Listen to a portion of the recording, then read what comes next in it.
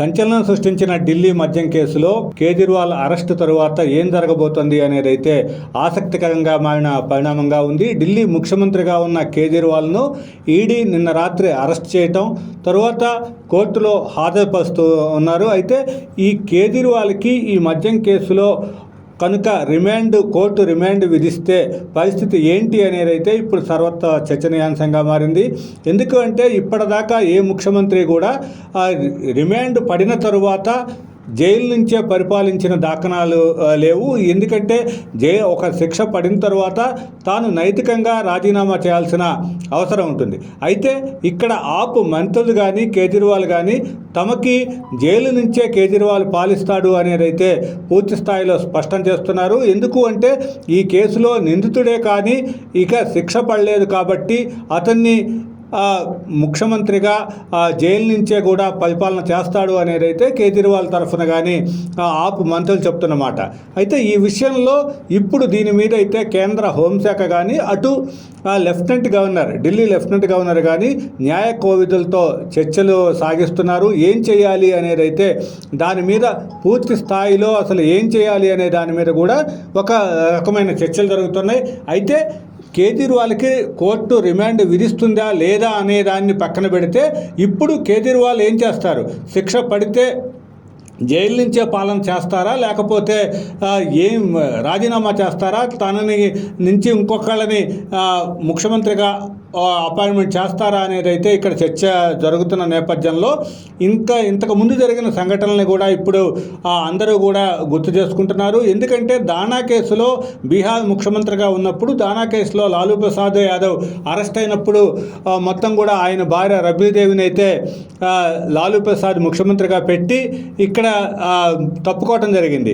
ఇంతకుముందు ఇటీవల కూడా హేమంత్ సోరెన్ కేసులో కూడా భూ కుంభకోణం కేసులో హేమంత్ సోరెన్ జార్ఖండ్ ముఖ్యమంత్రిగా ఒక ఆరోపణలు ఎదుర్కొని అరెస్ట్ అయినప్పుడు తరువాత అతన్ని కూడా రాజీనామా చేసిన సందర్భాలు ఉన్నాయి. అయితే ఇప్పటి వరకు కూడా ఎవరైనా సరే జైలు నుంచి పరిపాలించిన ఒక విధానం అయితే లేదు కాబట్టి ఈ విషయాన్ని అయితే క్షుణ్ణంగా అటు కేంద్ర ప్రభుత్వం కానీ ఇటు లెఫ్టినెంట్ గవర్నర్ కానీ కేంద్ర హోంశాఖ సీరియస్గా పరిగణిస్తుంది. దీని మీద ఏం చేయాలి అనే దాని మీద వాళ్ళ ప్రభుత్వ న్యాయవాదులు న్యాయ నిపుణులు వీళ్ళందరితో కూడా ఒక చర్చలు జరుపుతోంది.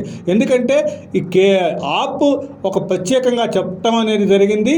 మేము నిందితులమే కాబట్టి కేజ్రీవాల్ ఎలాంటి తప్పు చేయలేదు కాబట్టి దోషిగా నిర్ధారించబడలేదు కాబట్టి జైలు నుంచే పాలన సాగిస్తాడు అనేది అయితే వస్తుంది. అయితే అదే కనుక జరిగితే ఒక కొత్త సాంప్రదాయానికి ఆప్ తెరదీసినట్లుగా అవుతుంది. కాబట్టి ఏం జరుగుతుంది అనేది అయితే దేశవ్యాప్తంగా అందరూ కూడా ఆసక్తిగా ఎదురు చూస్తున్నారు. అయితే ఒక ఐఏఎస్ క్యాడర్లో కేజ్రీవాల్ ఉన్నాడు కాబట్టి ముందుగా కేంద్ర హోంశాఖ ఒక అధికారి మీద తీసుకునే చర్యలు ఏవైతే ఉంటాయో, అవినీతి అధికారి మీద చర్యలు ఏవైతే ఉంటాయో దాని నుంచి అతన్ని తొలగించవచ్చు అనే ఆప్షన్ కూడా కేంద్ర హోంశాఖ అయితే పరిశీలిస్తున్నట్లుగా తెలుస్తోంది.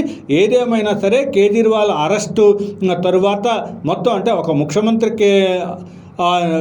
ఒక ముఖ్యమంత్రిగా కేజ్రీవాల్ అరెస్ట్ కావటం అయితే అతని మీద అవినీతి మరక అంటే ఢిల్లీ మద్యం కేసులో అతని పాత్ర ఎంత ఉంది ఏంటి అనే దాని మీద ఆ కేసు విచారణలోకి పోకపోయినా ఇప్పుడైతే ఈ కొత్త వాదన అంటే జైలు నుంచే కేజ్రీవాల్ పరిపాలిస్తాడు అనే వాదన అయితే ఇప్పుడు ఒక ఆసక్తికర పరిణామంగా మారింది.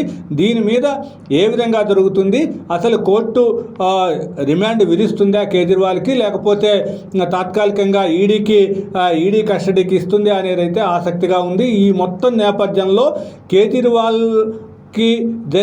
కేజ్రీవాల్ ఏం చేస్తాడు, భవిష్యత్తులో సీఎం పదవికి రాజీనామా చేస్తాడా లేదా అనేది అయితే అందరికీ కూడా ఒక సర్వత్రా ఒక టెన్షన్ వార్తలాగానే కనిపిస్తుంది. కాబట్టి దీని మీద న్యాయ కోవిదులు ఏం డిసిషన్ తీసుకుంటారు, కేంద్ర ప్రభుత్వం పూర్తి స్థాయిలో జోక్యం చేసుకొని కేంద్ర హోంశాఖే అంటే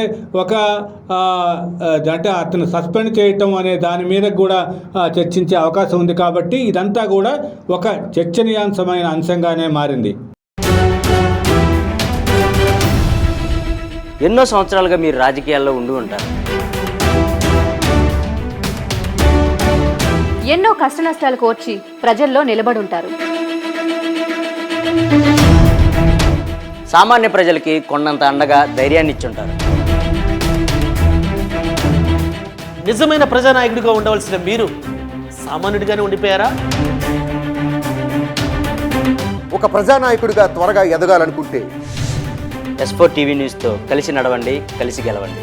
ఆసక్తి గలవారు సంప్రదించాల్సిన ఫోన్ నెంబర్ 9100009277.